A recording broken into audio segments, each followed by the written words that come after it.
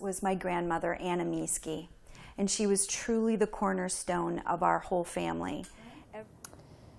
Well, I met Virgil many years ago. It's probably been 25 years ago, something like that.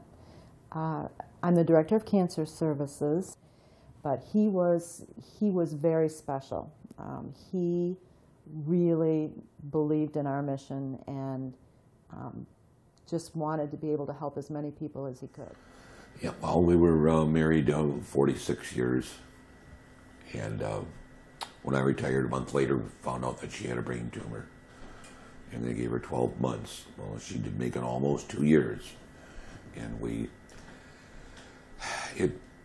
the first year wasn't too bad at all, but the last several months you could see it every day that she was becoming weaker. And while she was hospitalized, she lost the ability to walk. So our goal for her was to get her back home, so she was sent to a physical rehab, and she just was never able to get back home. And it became obvious very quickly that we needed to switch from a treatment mode to a comfort-centered mode, and that's what we found at the Toni and Trish House. He was a healthy person, and I think it was very hard when his kidneys started to fail, and he knew that his time was limited. They talked about putting him on dialysis, but he just decided that wasn't, that 95 years was probably a good long life. Ooh, weakness.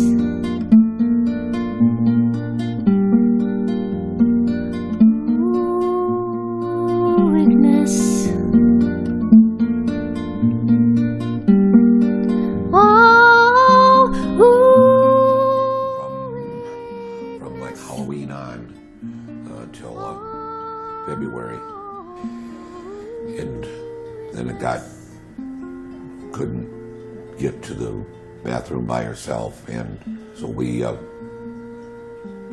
were looking, started to look, and found Toni and Trish. It was fine. It was wonderful.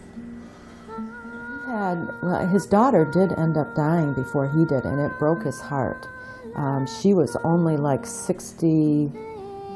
I'm thinking somewhere around 66, maybe something like that. And she had a respiratory problem, but it wasn't severe. But she laid down and she passed away, and it was just a shock to everybody. So he was really grieving after that. His older son lives in Grand Rapids, and the younger son lived in Midland, but worked. They both were still working full-time. Ooh, weakness,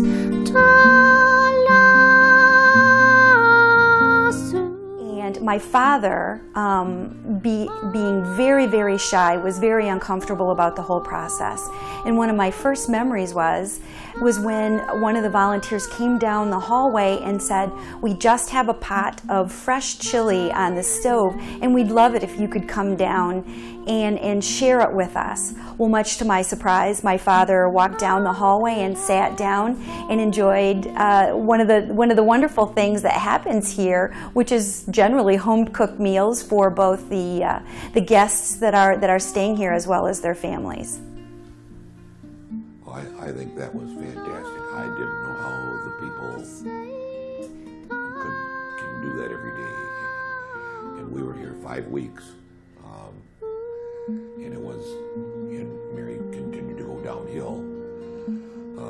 But the medicine and the getting it, we had to start the medicine at like 4:30, 5 o'clock in the morning. And Brian would always bring that in. He was always on time. He didn't miss a day or didn't say, well, it's only an hour late and it's fine. He was there all the time. Everybody did just what they said they would, over and over every day. It was good.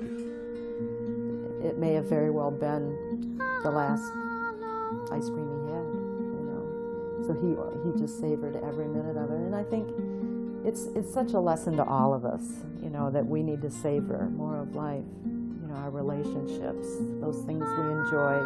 We just kind of rush through life and we forget to do that. And I think when you can be with someone that really is experiencing that in a heightened way, it teaches us and reminds us that we need to do that more often.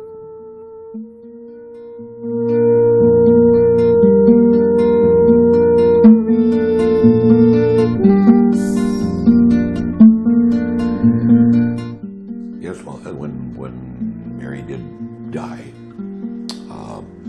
I didn't know who to call. Do you call the coroner? I didn't know what to do.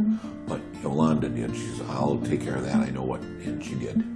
Of course, that's what she does. But it just, that was something I wondered about, and it was just like magic, it was done. Well, I've grown in many ways. First of all, I have absolutely no fears, no discomfort, no worries upon walking in. I have confidence that whatever takes place here, that as long as my first thought is the care and the love and the comfort that we need to show to the guests that are living here. All my fears seem to go away when I come through the door on my volunteer days, because I know that as long as what's in my heart is love, that I won't be afraid of any situations that arise here in the dying process.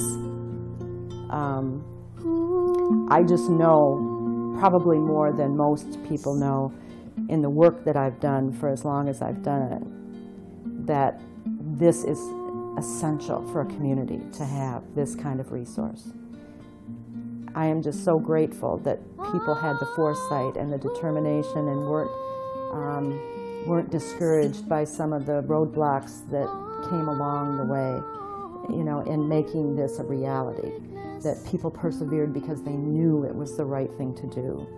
That the faith community continued to pray. I know so many women in Church Women United and different organizations that prayed that there would be a solution to this. And I just know that it was divinely appointed to happen. It took a while, but then everything's on God's time and not our time. I happened to ride the school bus with Toni Waskovich, and she was Toni Sinek then. And I picked potatoes for her dad. So I know, but so many people don't, and I think they should. I think it's a good thing, and it helps. It should help hold the community together. Whatever. It's nobody probably doesn't come here in the beginning to have fun, but it's very necessary, I think, and it does a good thing. A lot of times the money comes to create something. The money to sustain it is a bigger challenge. And so the fact that we have, that this has grown and that it's becoming more widely accepted as the valuable resource that it is to families, it's so important.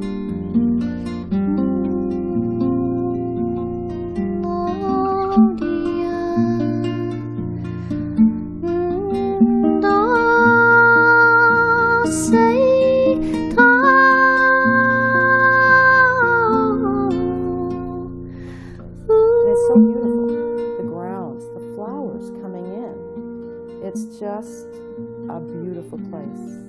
It's a home.